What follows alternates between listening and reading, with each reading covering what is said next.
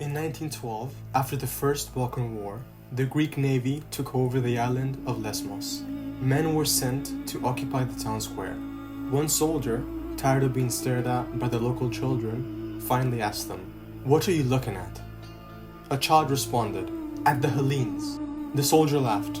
"Are you not Hellenes yourself?" "No," he responded. "We are Romans."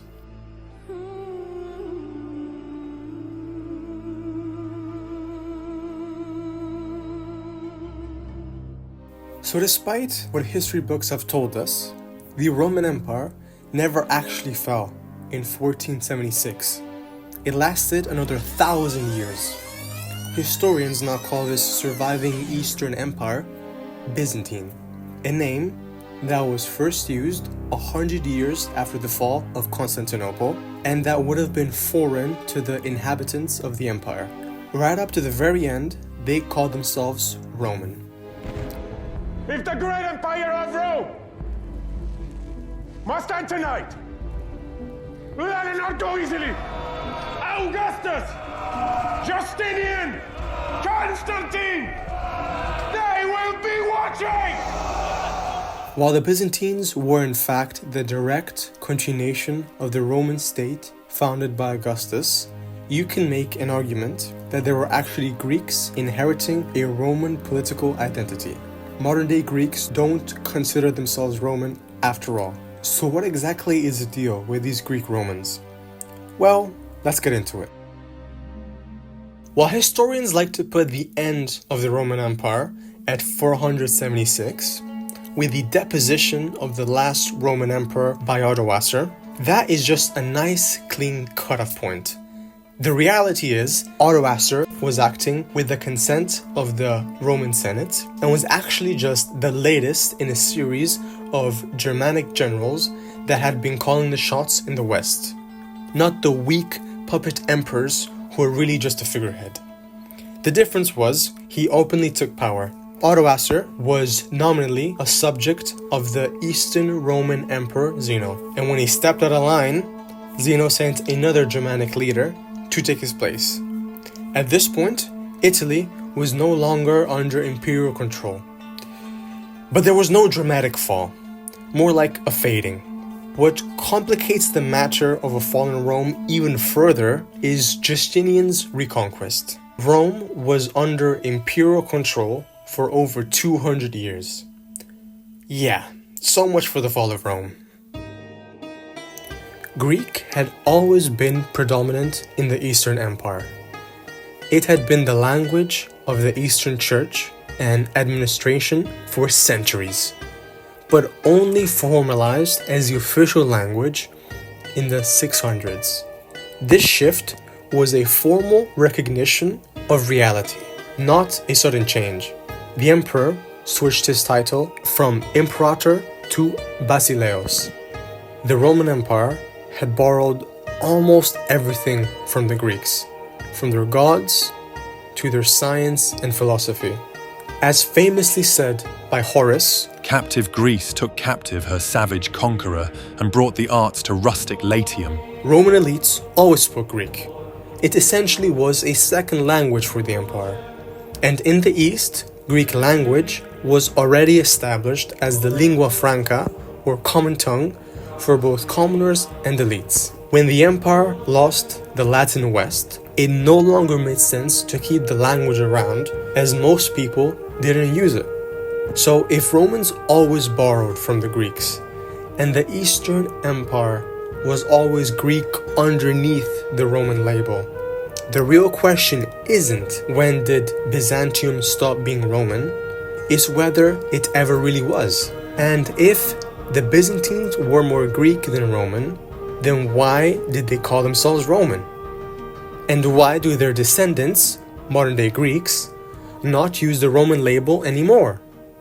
Well, let's find out. As already established, the Eastern Romans never used the term Byzantine. They called themselves Romaioi and called the language they spoke Romaica. Side note, did you know that there are still people speaking Romaica?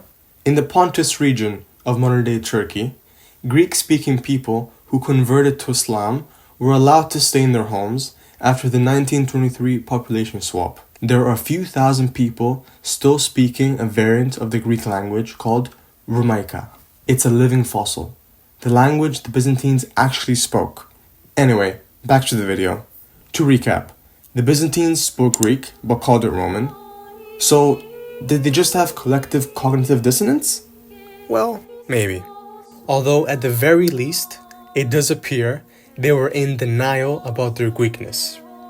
At the time of Justinian, the Greek language was still called Greek. But around the time of the official language change, the Eastern Romans started calling their language Romaika. Changing the name is the clearest piece of evidence for Byzantine active identity construction. Part of the reason for doing this is because ancient Greek identity or Hellenic identity was considered pagan, and this conflicted with their new Orthodox Christian identity. Calling yourself a Hellene was essentially calling yourself a pagan.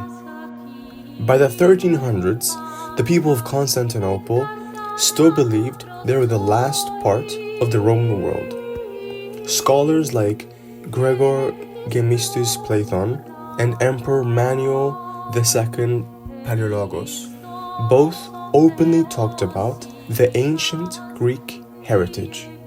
But politically and religiously, they were still Roman. Their emperor was Emperor of the Romans. Their church of the Roman Rite. Their capital, New Rome. So this leads us to our last question. Why do modern-day Greeks call themselves Hellenes rather than Roman? Well, the short answer is the Ottoman Empire. Roman identity might have started off as belonging to a single city, but as the empire grew, citizenship was granted to all those living in the empire, and it became a political identity tied to the Roman state. When the Ottoman Empire conquered Constantinople, the Roman state was no more. The Ottomans ruled over their Greek-speaking Orthodox subjects through the Rum Millet.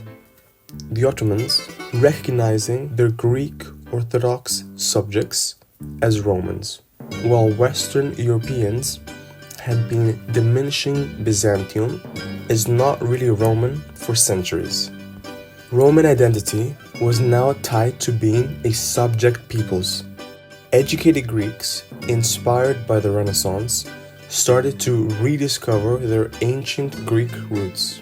The Greek society, the Philiki Eternia, was founded to restore Greek independence. This new Greek state would not be a revival of the old empire and Roman identity, but an entirely new state and identity that called further back to ancient Greece as their forefathers. This was the goal of Greek independence, and was achieved with the help of Western powers, who, although opposed the Byzantines, had a deep admiration for ancient Greeks. A key figure in laying the foundations for the modern Greek identity was Adamantios Koralis, a Greek scholar based in Paris, deeply influenced by French Enlightenment and Western Philhellenism, who actively argued that modern-day Greeks should claim ancient Greek heritage rather than Byzantine Roman identity. He is the person that most consciously made the argument that the Philiki Eterna then acted on politically. He also had a very specific view of the Byzantine period.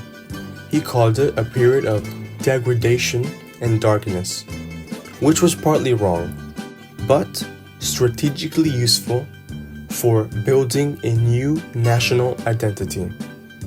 He needed Byzantium to be a dark age so that ancient Greece could be a golden age. This constructive narrative is worth naming because it shows that the identity shift wasn't just natural, it was a deliberate political and intellectual project.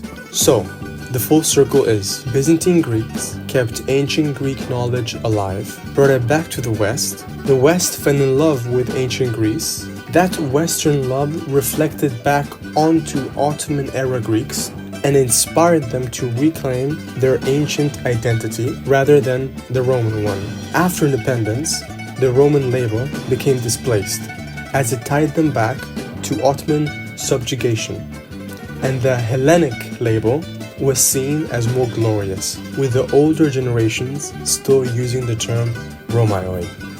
Romaios became a poetic folk hero word used by Greeks who didn't identify with the West and were anti-establishment. The word that once meant empire became the ordinary word that Greeks used for themselves when they didn't want to be what the state was telling them to be. And that's a story about how Eastern Roman identity disappeared.